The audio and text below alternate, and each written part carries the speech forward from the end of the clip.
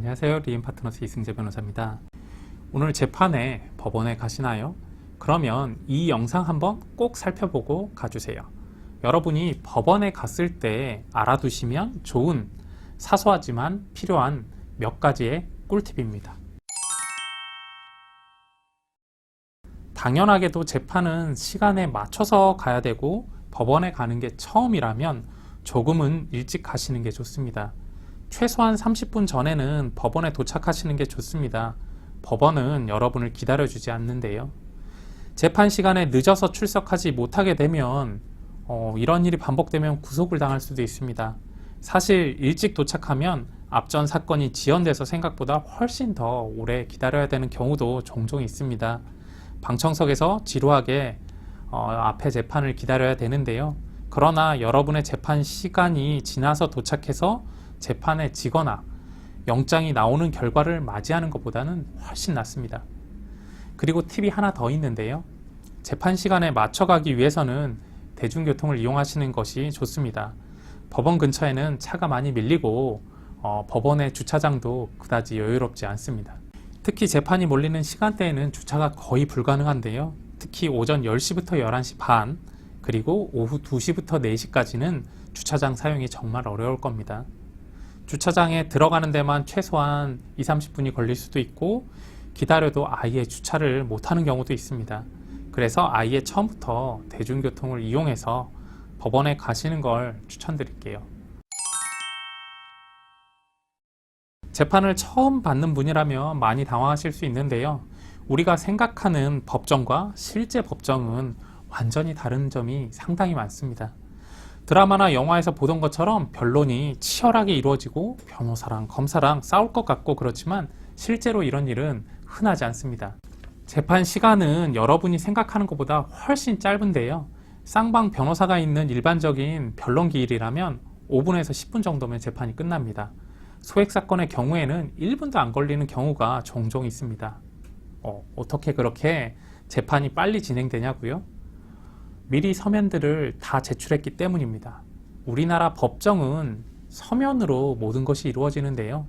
할 말이 있으면 미리 준비 서면으로 제출해야 되고 증거가 있으면 서증을 제출해야 되고 반박할 게 있으면 답변서를 써서 미리 제출해야 합니다. 변호사들은 기본적으로 다 이렇게 합니다. 변호사는 모든 것을 미리 제출해 놓고 갑니다. 절대 아무런 준비 없이 변론기일에 참석하는 게 아닙니다. 우리나라 법 체계상 구두 진술을 해야 되는 경우는 거의 없고 증거도 미리 제출하도록 법원에서 사실상 권고하고 있습니다. 그래야 모든 자료를 판사님이 미리 재판 전에 살펴보고 재판에 들어올 수 있습니다.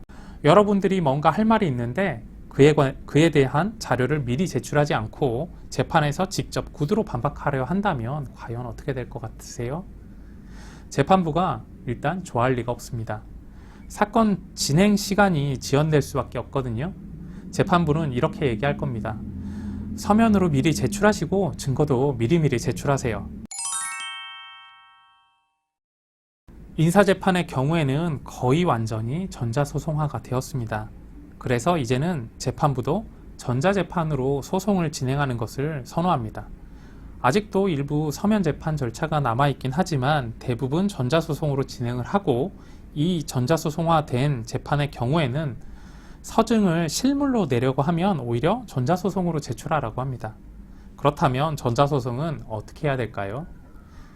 검색창에 대법원 전자소송을 한번 검색해 보세요. 사이트가 하나 나올 건데요.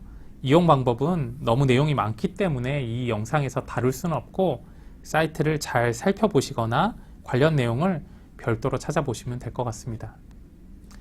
한번 이용해보면 전자소송은 과거에 종이소송과는 비교도 할 수 없을 만큼이나 편리한데요. 사실 로펌도 민사사건의 경우는 대부분의 업무를 전산으로 처리하고 있습니다. 하지만 형사소송의 경우에는 아직 대부분 전자소송이 아닌 종이기록으로만 사건이 진행되고 있습니다. 형사재판은 믿을 수 없을 정도로 전통적인 방법으로 사건이 진행되는데요. 지금도 거의 모든 절차가 전자기록이 아닌 종이기록으로 진행되고 있습니다. 모든 것이 서면으로 진행이 되다 보니까 법률 전문가가 아닌 분들은 기록을 보는 것조차 굉장히 힘들어 하시는데요. 형사재판은 변호사의 조력이 그래서 필요할 수밖에 없는 소송입니다. 그런데 만약 여러분에게 변호인이 없다면 어쩔 수 없이 민원실을 통해서 사건을 진행하셔야 할 겁니다. 이런 경우에는 민원실을 적극적으로 이용하세요. 필요한 서식도 민원실을 통해서 얻을 수 있습니다. 법원 민원실에서는 기본적인 서식들을 제공하고 있습니다. 물론 처음 가시면 어렵게 느껴질 수밖에 없는데요. 형사소송은 실제로도 정말 어렵습니다. 변호사가 있다면 알아서 해주는 부분이지만 개인이 혼자 전부 하시기는 쉽지는 않을 겁니다. 그래도 어쩔 수 없는 상황이라면 민원실을 이용하는 것도 한 가지 방법이 될 수 있을 것 같습니다. 재판이 있다면 복장을 단정히 하시는 것이 정말 중요합니다. 재판도 아무래도 사람이 하는 일이다 보니 복장이 단정하고 정중해 보이는 사람의 말을 더 귀 기울이게 듣게 되는 것이 사실입니다. 가능하면 단정하게 입으세요. 제가 의뢰인분들에게 항상 말씀드리지만 특히 형사재판에서는 단정하고 깔끔하게 입는 것이 정말 중요합니다. 그런 일은 없겠지만 재판부도 사람이다 보니 혹시라도 그런 인상 때문에 불이익을 받을 수 있는 가능성이 있다면 사전에 반드시 차단하시는 게 좋습니다. 저는 의뢰인들이나 저희에게 우호적인 분들에게는 항상 복장에 대해서 미리 말씀을 드리고 있습니다. 재판에 가실 때 또 법원에 가실 때 미리 알아두면 좋은 꿀팁에 대해서 말씀을 드렸습니다. 오늘 영상 도움되셨다면 좋아요와 구독도 부탁드리겠습니다. 감사합니다.